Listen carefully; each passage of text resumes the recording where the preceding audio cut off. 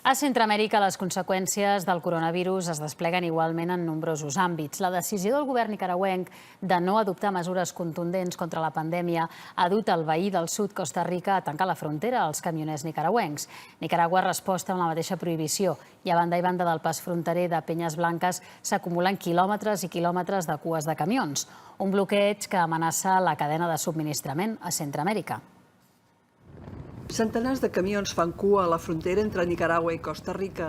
Les retencions van començar perquè el govern d'aquest país va decidir fer el test del coronavirus als conductors, una mesura que la majoria va entendre per la situació sanitària, però es queixen perquè els està perjudicant.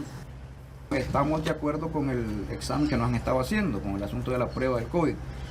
Eso es la parte buena y buenísima, diría yo, porque aparte de eso es un regalo que nos están haciendo, ¿me entiendes? Porque es gratis. Donde ya partimos, la parte negativa es primero con el tiempo, ¿verdad? En el caso mío fueron 48 horas. Hay casos que se han demorado más y es un atraso. De fet, n'hi ha que han hagut de passar una setmana buscant solucions per rentar-se i alimentar-se. I la situació ha empitjorat després que, pels resultats, el govern de San José ha decidit deixar passar només els xofers que són de Costa Rica.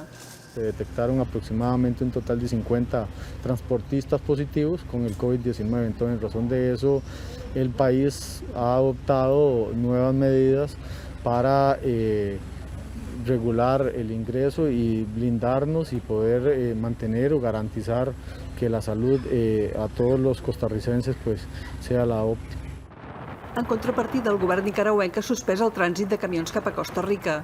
Això ha provocat 24 quilòmetres de cua. I Costa Rica també restringeix el pas de camions a la frontera de Panamà. Amb aquesta situació preocupen els problemes de desabastiment de mercaderies que tot plegat pugui provocar a Centreamèrica.